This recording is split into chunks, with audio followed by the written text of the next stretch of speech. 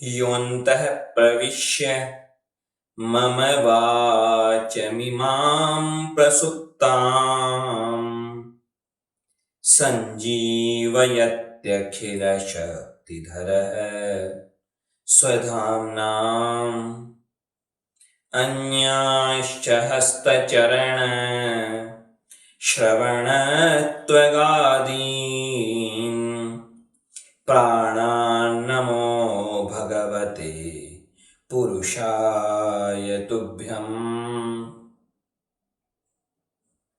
श्रीवीरराघवतयार्द्रकृपावतारम् श्रीजानकीश पदपद्मपरागभृङ्गम् श्रीधरार्य चरणाम्बुजलग्नमौलिम् श्रीदेशिकार्य घनश्यामगुरुं नमामः। इस संसार में यह जीव क्यों आखिर भगवान से दूर ही दूर होता जा रहा है? भगवान सब कुछ करने में समर्थ हैं, भगवान सब पर कृपा करना चाहते हैं। अब भगवान के सामर्थ्य में भी कमी नहीं है और भगवान की कृपा की इच्छा में भी कमी नहीं है, तो फिर क्या कारण है कि यह जीव भगवान की कृपा को प्राप्त नहीं कर पा रहा?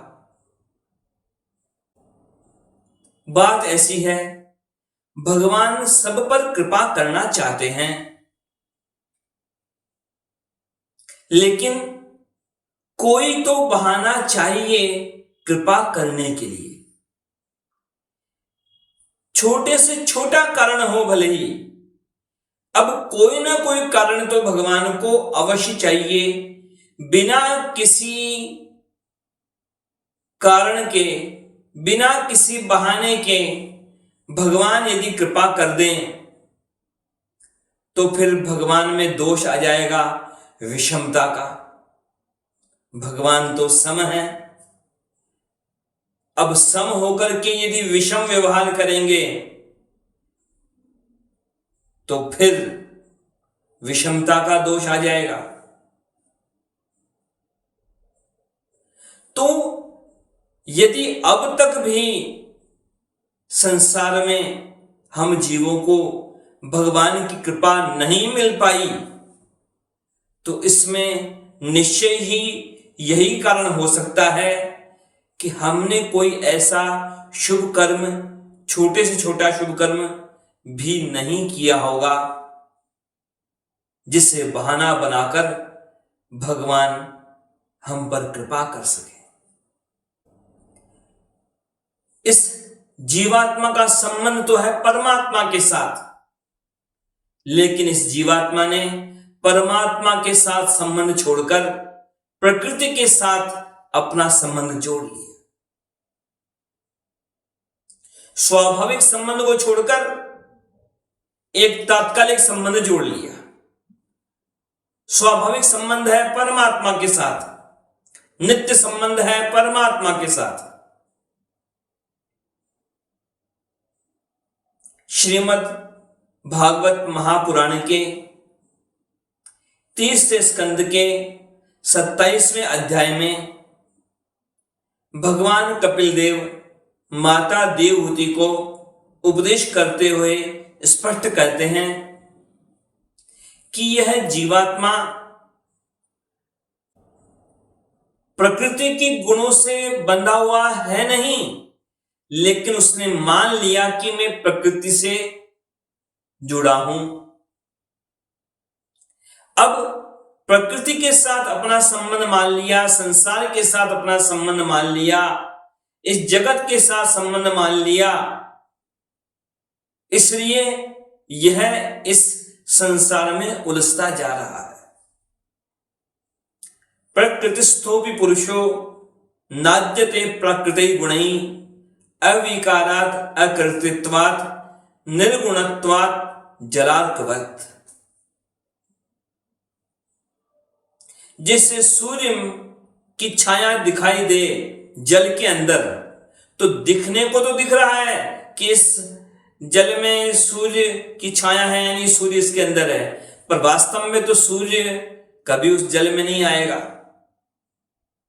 ऐसे ही वास्तव में इस जीवात्मा का संबंध इस प्रकृति के साथ नहीं है, परंतु उसने मान लिया। सारे कर्म जो होते हैं, जो भी कर्म होते हैं, उस प्रकृति के द्वारा होते हैं, लेकिन यह जीवात्मा मान लेता है अपने अहंकार में कि मैं कर रहा हूं। अरे तू क्या कर रहा है? तेरे करने से कुछ हो तो तू अपने आप पर नियंत्रण करके दिखा दे। तेरे करने से कुछ हो रहा है तो अजर अमर बन के दिखा दे। तेरे करने से कुछ होता है तो भगवान के श्री चरणों की प्राप्ति करके दिखा दे। अपने अहंकार में फूला जाता है, मैं अपने आप को कर्ता मान लेता है कि मैं हूं करने वाला, मैं नहीं होता तो क्या होता। पता नहीं कितने बड़े बड़े चक्रवर्ती सम्राट, पता नहीं कितने कितने विश्व विजेता जन्मे और मर गए, दुनिया ऐसी की ऐसी चल रही है। लेकिन यह मानव अपने अहंकार में इस संसार के साथ संबंध जोड़ता है और भगवान से अलग होता जाता है, दूर होता जाता है। यह एष स एष यर्हि प्रकृतिर गुणेष्वि विसज्जते अहं क्रिया विमूढ़ात्मा कर्तास्मित्यभि मन्यते तेन संसार पदवीम अवशो भेत्य निर्वृतः प्रासंगिक कर्म दोष ही सदसन मिश्र योनिषु। अब जब कर्ता मानता है स्वयं को कि मैं करने वाला हूं, अपने मैं में रहता है, तो फिर कर्मों का बंधन उसे जकड़ता है। कर्मों के बंधन, कर्मों का परिणाम उसे भोगना पड़ता है।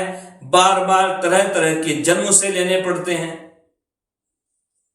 पुनरपि जननम पुनरपि मरणम पुनरपि जननी जठरे शयनम। अब ये जो चल रहा है चक्कर 84 का, ये मिटे कैसे? तो यह तो तब तक कैसे मिटेगा? वास्तव में ये इसका अस्तित्व पूरी तरह से नहीं है, लेकिन न होते हुए भी है। क्यों है? क्योंकि जिससे संबंध मानोगे उसका परिणाम। जैसे कोई व्यक्ति सोया हुआ है सपने में, अब वह देख रहा है कि शेर उसके पीछे भाग रहा है, शेर उसे मारने के लिए आया है, तो अब वह नींद में चिल्ला रहा है, भयभीत है। उसके शरीर को देखो तो पसीने पसीने हैं। अब भाई उस शेर की समस्या को कैसे मिटाया जाए? बंदूक लाके शेर को मारा जाए, उस आदमी के हाथ में बंदूक दे दी जाए, न तो बंदूक से वह शेर मरेगा और न उस आदमी के हाथ में बंदूक देने से कोई उपाय होगा, क्योंकि वह शेर तो सपने का शेर है, असली शेर तो है नहीं, सपने का शेर है। उस आदमी के हाथ में बंदूक भी दे दो अच्छी से अच्छी, तो भी वह शेर तो मरने वाला नहीं है। उसका उपाय तो यही है, उस आदमी को जगा दो, उसे जगा दो, सपने से उठा दो, सपना तोड़ दो। अब सपना टूटता है तो बुरा तो लगता है अधिकतर लोगों को, परंतु सपने तोड़े बिना, सपनों की दुनिया से निकल करके असली दुनिया में आए बिना समस्या मिटने वाली नहीं है। अर्थे य विद्यमानेऽपि संस्कृतिर्न निवर्तते ध्यायतो विषयानस्य स्वप्ने नर्थागमो यथा। तो बस समस्या तो मूल कारण वही है कि हम जागें। लोग बस एक सपने से दूसरे सपने में छलांग लगाते रहते हैं, लेकिन रहते हैं सपनों की दुनिया में ही, न जागते हैं न जागना चाहते हैं। भगवान तो कृपा करने के लिए तैयार हैं। जो कुछ भी अनुकूलता हमें मिली, यह मानव देह मिला, विवेक बुद्धि मिली, तो ये सब भगवान की कृपा ही तो है। इससे बढ़कर कृपा क्या। बाकी जितने भी पशु पक्षी हैं उनके पास कोई विवेक नहीं है। बाकी जितने पशु पक्षी हैं, जितने भी प्राणी हैं, वे बस खाना पीना सोना उठना, अपनी संख्या को बढ़ाना, बस यहां तक उनका जीवन सीमित है। भगवान कपिल देव ने माता देवहूति से यही कहा कि यही उपाय है कि तीव्र भक्ति योग के द्वारा भगवान की भक्ति करे, भगवान के आदेश के अनुसार अपने जीवन को बनाए, तो ही इस संसार के चक्र से यह जीव बाहर निकल सकता है। श्रीमद् भगवत गीता में भी 12वें अध्याय के 7वें श्लोक में भगवान श्री कृष्ण अर्जुन से कहते हैं, स्पष्ट, बिल्कुल स्पष्ट कहते हैं कि जो उनका भक्त होता है उसका उद्धार वो अवश्य करते हैं संसार सागर से। तेषामहं समुद्धर्ता मृत्यु संसार सागरात् भवामि न चिरात् पार्थ मय्यावेशित चेतसाम। स्पष्ट कहते हैं कि जो मृत्यु का संसार है, यह भव सागर, उससे उद्धार करता हूं, और न चिरात मतलब समय नहीं लगाता, तत्काल उद्धार करता हूं। पर शर्त क्या है। भगवान कहते हैं उनका उद्धार करता हूं मैया वेशित चेतसाम, जिन्होंने अपना चित्त भगवान के श्री चरणों में लगा रखा है, उनका उद्धार। भगवान उद्धार करने के लिए तत्पर हैं, कृपा करने के लिए तत्पर हैं।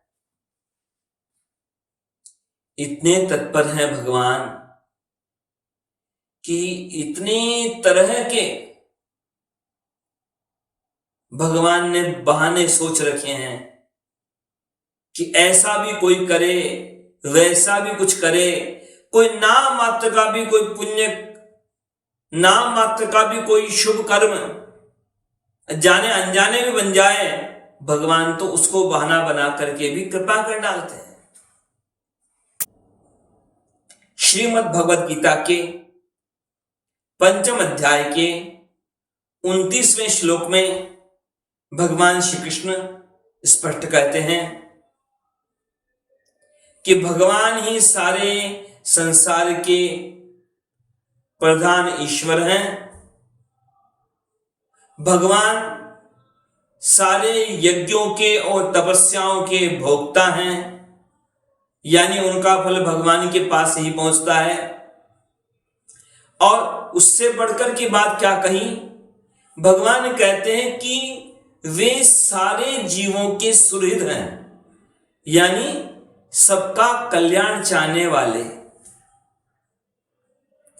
भगवान ने स्पष्ट कहा कि भगवान को जान करके ही शांति मिलने वाली है, अन्यथा सारी दुनिया की संपत्ति हो, चाहे जितने रुपए हो, चाहे जो कुछ, चाहे जितने लोगों पर वह नियंत्रण करता हो, चाहे जितने नौकर चाकर हों, लेकिन भगवान को जाने बिना, भगवान की प्राप्ति किए बिना शांति मिलने वाली नहीं। भोक्तारं यज्ञ तपसां सर्वलोकय महेश्वरम सुहृदं सर्वभूतानां ज्ञात्वा मां शान्तिमृच्छति। ज्ञात्वा मां शान्तिमृच्छति, भगवान को जानकर ही शांति मिलने वाली है।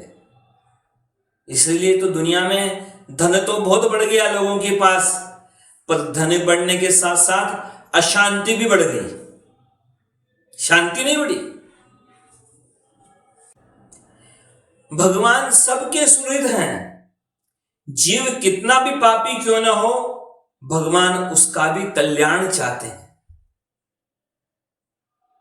सबके हितैषी हैं भगवान।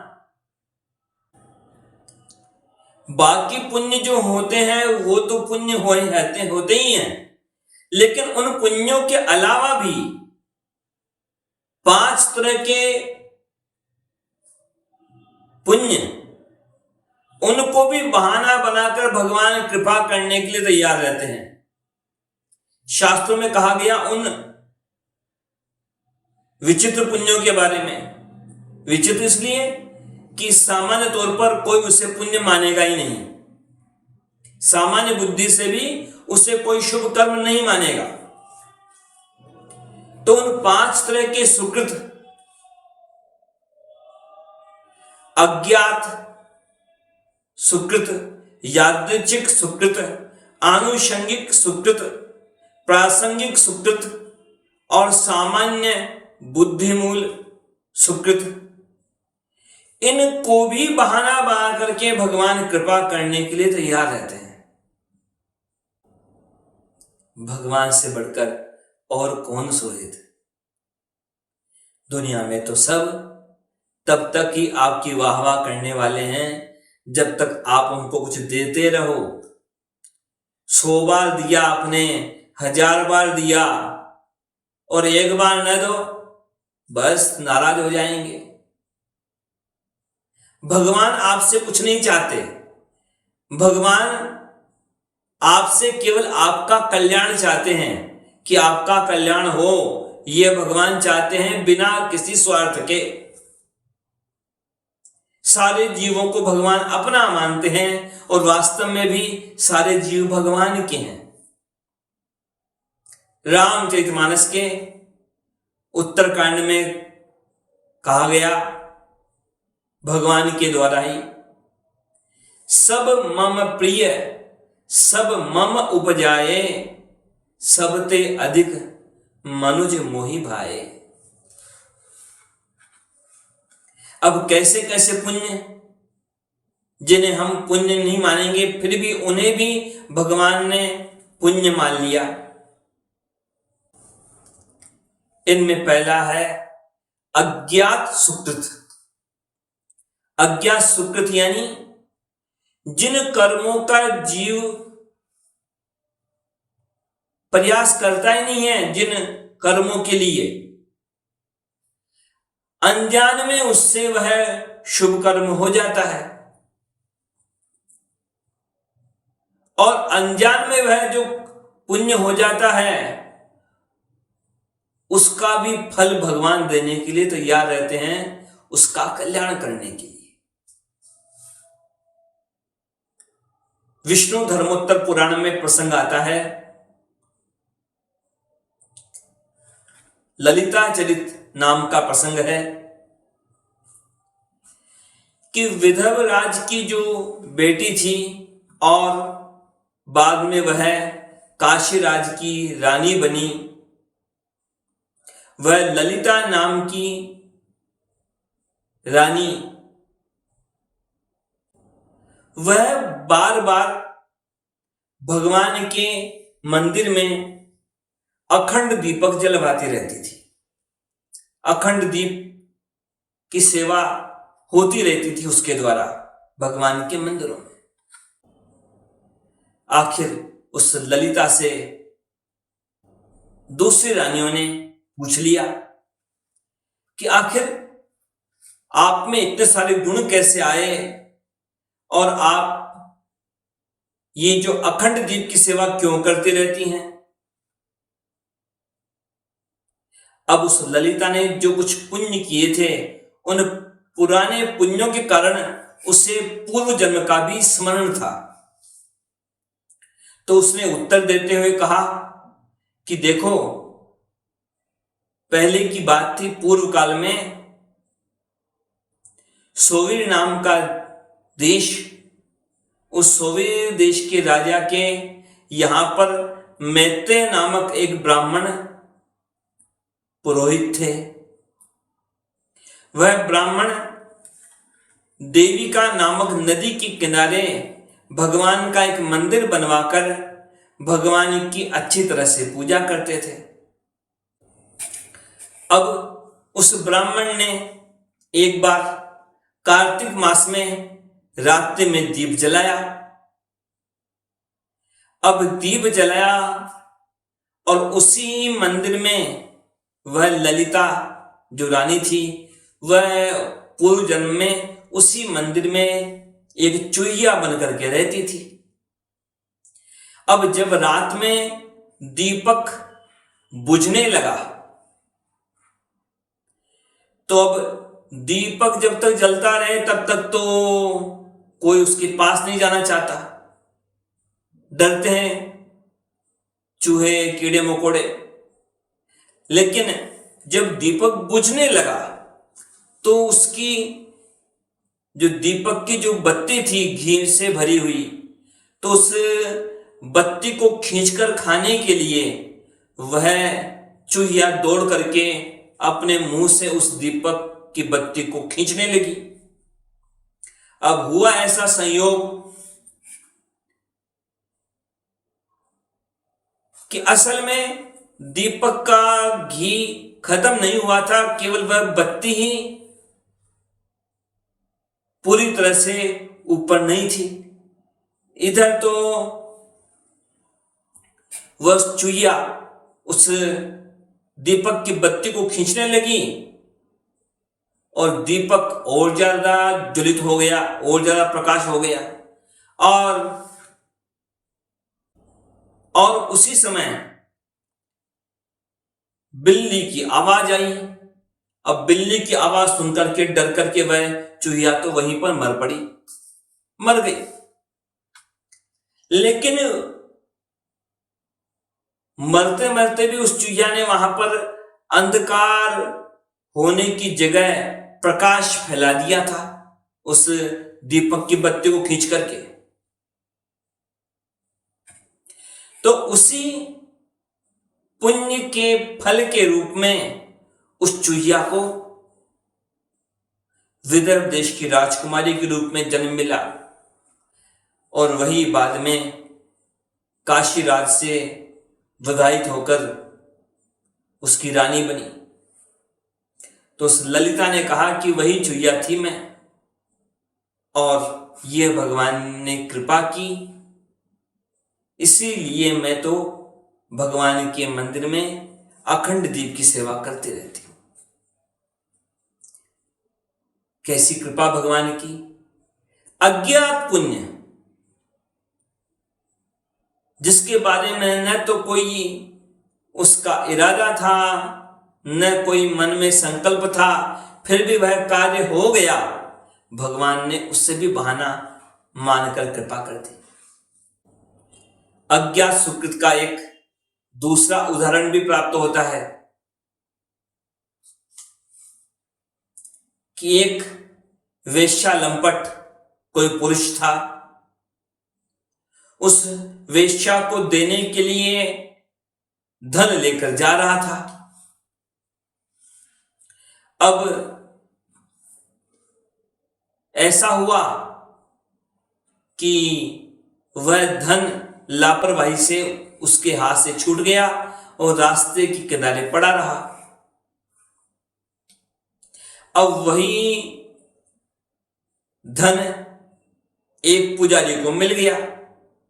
अब पुजारी ने ऐसा किया कि उस धन से घी खरीदकर भगवान के मंदिर में अखंड दीप जला दिए। इधर आधी रात को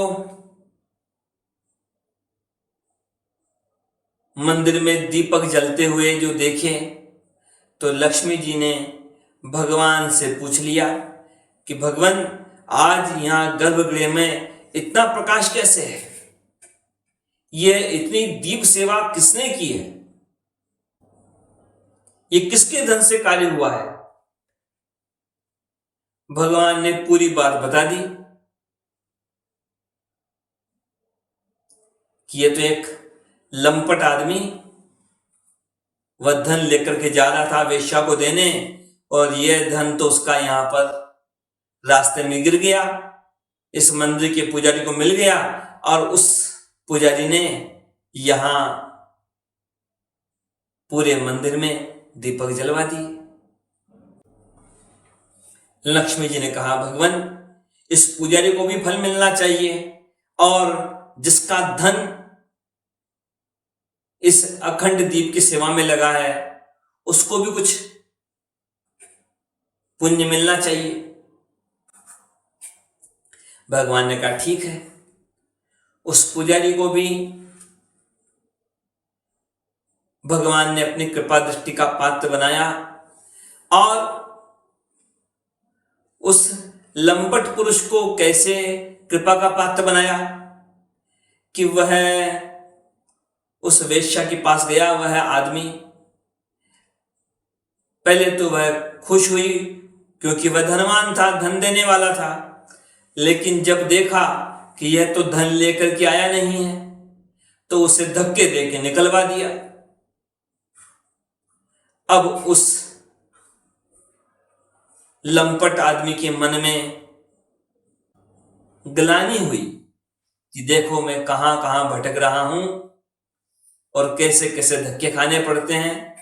अरे इस संसार में क्या है, अरे मैं तो भगवान का भजन करता तो कितना अच्छा रहता। अब उसने संसार के भोगों का त्याग करके भगवान के भजन में लगा, कर्तव्य में लगा। उसका मार्ग जो संसार की तरफ जा रहा था, पतन की तरफ जा रहा था, अब वह मार्ग उत्थान की तरफ हो गया। ये अज्ञात सुकृत कि सोचे नहीं गए लेकिन हो गए। कितने कृपालु भगवान कि इस तरह से भी ऐसे कार्यों के बदले में भी कृपा कर डालते हैं। यादृच्छिक सुकृत किसे कहते हैं कि जिन कर्मों को मानव पुण्य तो मानता है, परंतु उस पुण्य को करते समय यह नहीं समझता कि यह कोई पुण्य है कि शुभ कर्म है, बस संयोगवश वह कर्म उससे बन जाते हैं। जानता तो है कि यह शुभ कर्म है, पर करता है सोच समझकर नहीं, बल्कि संयोग से। जैसे किसी ग्वाले की गाय शाम के समय गौशाला में नहीं पहुंची, देखा ग्वाले ने की है तो गाय तो बाहर है गौशाला से। अब उस गाय को पकड़ने के लिए दौड़ा हुआ है ग्वाला, तो वह गाय वहां पास में ही मंदिर था, उस मंदिर के चारों तरफ वह गाय दौड़ती रही। अब ग्वाला भी उस गाय के पीछे पीछे दौड़ता रहा, तो भगवान की परिक्रमा होती रही उसके द्वारा। अब भगवान की परिक्रमा करना यह तो शुभ कर्म है। अब यह यादृच्छिक सुकृत संयोग से बन गया पुण्य। भगवान तो ऐसे लोगों पर भी पुण्य मान के, शुभ कर्म मान के उन पर कृपा कर डालते हैं। ग्वाला जानता है कि भगवान की परिक्रमा करना पुण्य है, लेकिन उस समय उसने कोई पुण्य मान के तो परिक्रमा की नहीं थी, वह तो केवल अपनी गाय को पकड़ने के लिए दौड़ रहा था। और एक होते हैं आनुषंगिक सुकृत, मूल कार्य कुछ और सोच के किया जाता है और साथ साथ में कोई और अच्छा काम हो जाता है। कोई व्यक्ति कहीं पर जा रहा था, तेजी से जा रहा था, जल्दी पहुंचना था। अब सामने से कोई श्री वैष्णव आए तो वह आदमी उन श्री वैष्णव को अपनी दाहिनी ओर लेकर के आगे बढ़ चला। अब किसी को अपनी दाहिनी ओर लेकर के चलना ये एक अच्छी बात है। किसी सज्जन को, किसी संत को अपनी दाहिनी ओर बैठाना या अपनी दाईं ओर होकर के गुजरना, ये उनको सम्मान देना होता है। तो ये हो गया एक आनुषंगिक सुकृत। भगवान तो इसको बहाना बनाकर भी कृपा कर डालते हैं। कुछ होते हैं प्रासंगिक सुकृत, कि कैसे कि दूसरा काम कर रहे हैं और दूसरा काम करते करते एक और शुभ काम हो गया। जैसे कोई पीपल के पेड़ के नीचे बैठकर पितरों को जल अर्पण कर रहा है।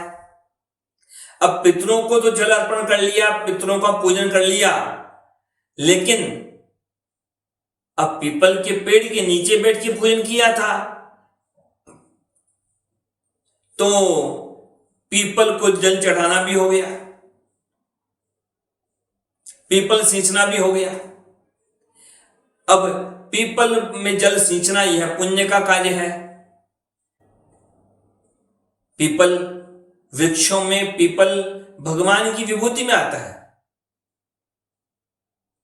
श्रीमद् भगवद गीता में भगवान ने स्वयं कहा है विभूति योग में। अब यह हो गया प्रासंगिक सुकृत। एक और होता है सामान्य बुद्धिमूलक सुकृत।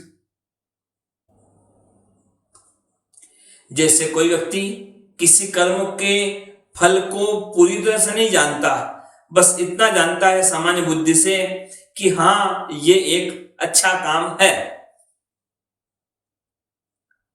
तो अब तीर्थ यात्रा करने चला कोई व्यक्ति, तीर्थ यात्रा करना अच्छा काम है। अब वह तीर्थ यात्री यह नहीं जानता कि कहाँ तीर्थ स्थान में पहुंचना चाहिए, किस तीर्थ में जाके क्या क्या करना चाहिए, क्या क्या दान करना चाहिए, क्या क्या पूजन करना चाहिए, इन सब बातों को ढंग से नहीं जानता। केवल ये जानता है कि हाँ तीर्थ यात्रा करना अच्छी बात है। अब इस तरह से वह तीर्थ यात्रा करें तो ये एक सामान्य बुद्धिमूलक सुकृत हो गया। सामान्य बुद्धि से किया पर अच्छा कर्म किया। भगवान की कितनी बड़ी कृपा कि वो इन छोटे छोटे कर्मों को भी शुभ कर्म मानकर जीवों पर कृपा कर डालते हैं और जीवों को अपनी कृपा के योग्य बना लेते हैं और उन जीवों को अपनी प्राप्ति का मार्ग दिखा देते हैं, अपने तक आने के लिए मार्ग प्रशस्त कर देते हैं। कितने कृपालु हैं भगवान। हमें चिंतन करना चाहिए बारंबार कि हम भगवान की इस कृपालुता को ध्यान रखें और सबसे बढ़कर उन भगवान को प्रसन्न करने का प्रयास करें। इससे में हमारे जीवन की सार्थकता, इससे में हमारे अस्तित्व की सार्थकता। जय श्रीमन।